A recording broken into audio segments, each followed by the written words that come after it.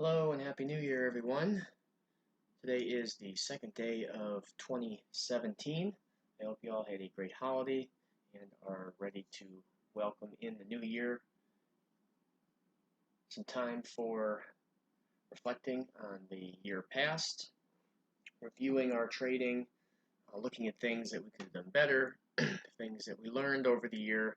So it's a really great time to be able to develop as traders without actually trading. And over the years, you'll find that a lot of the insights, light bulb moments, things along those lines, when things quote unquote click, it's time away from the screen that you notice those. So this week we have an FOMC meeting, minutes on Wednesday, Thursday jobless claims, Friday employment situation.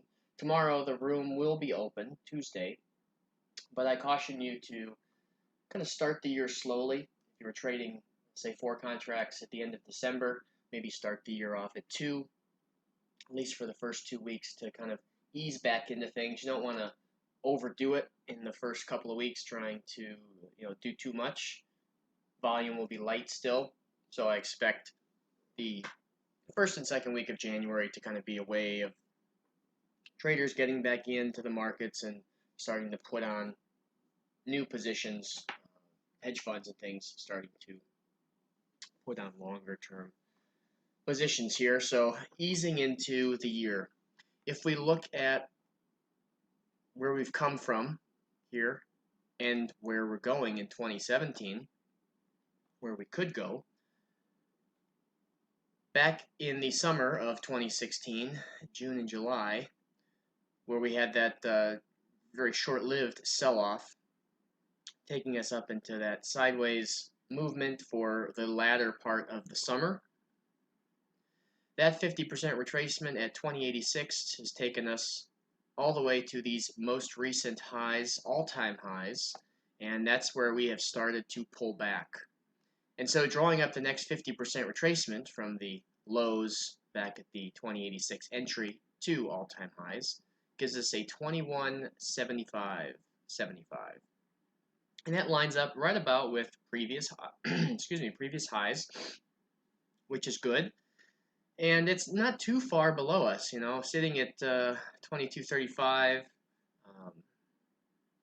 Not much room to fall before we get to the 2175.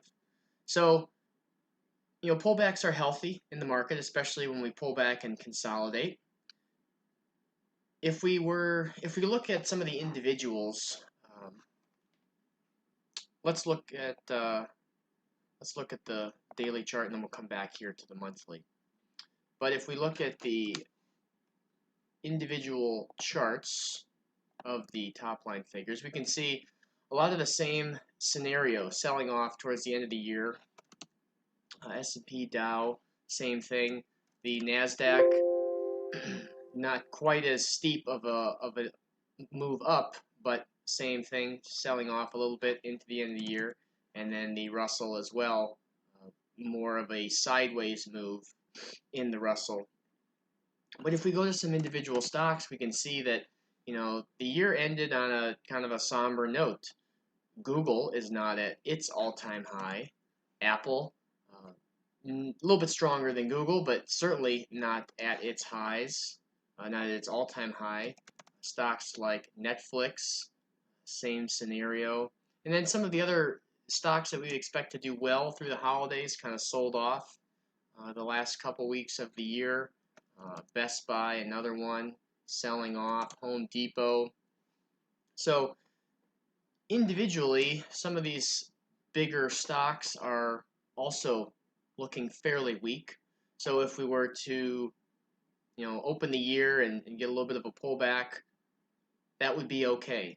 It would allow new investors, new players to come in, and smart investors to add to positions or get back into the market after taking profits at highs. So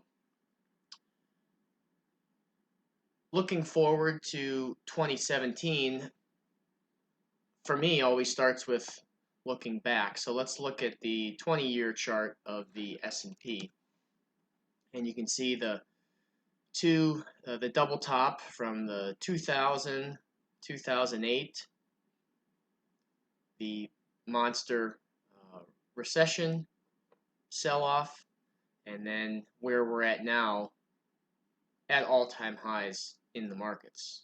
So that gives you some context for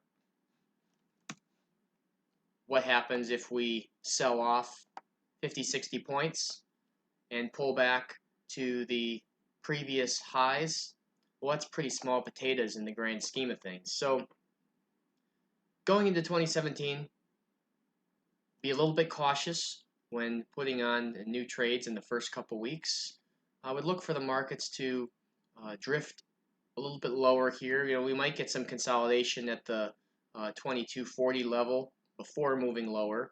But we also have a new, here in the U.S., we have a new president coming in later this month, later in January. And that could stir the markets a little bit, either to the positive or the negative. So far, since the election in November and the announcement that Trump had won, the markets have gone pretty much straight up. So as we move forward, technically, the market is very healthy in a support and resistance, pullback, stair-step, consolidation. From those technical aspects, the market is looking really good. If we look at the volatility index, it's a little bit low, and that's okay. Typically, an excellent trading market is somewhere in the mid-20s. So the teens tend to yield for better swing trading opportunities and a little bit smaller ranges intraday for day trading. Still really good market conditions. Every time we come down and tick down close to 11, we seem to see some sort of a pullback in the markets, the volatility index acting inverse of the S&P. So we can watch that as a confirmation of, is the rally or is the sell-off sustainable? And then we'll watch for volume to come back in to the broad market, S&P and Dow. And so you can see the lower volume here between Christmas and New Year's. And now I would expect, as we start the year off, to be a little bit slow at first and then start to see some increasing volume coming in later in the month. So we'll talk to, for those of you that are trading or want to tune in, we'll talk about the markets tomorrow morning, Tuesday, in the live trading room. But again, going to be treading lightly this first week or two and expect the market to kind of do the same. A few news announcements, but nothing extravagant. That being said, with the change in presidents here in the U.S., that could certainly lead to a longer-term trend.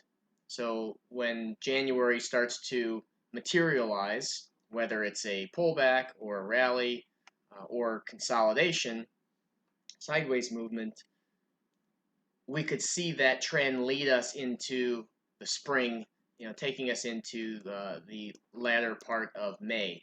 So springtime trend could be forming here in the next couple of weeks. So keep an eye on the bigger picture and trade cautiously. And I hope everyone has a great start to the year. As always, if you have questions, shoot me an email, tim@emoneymind.com. Thanks, everyone.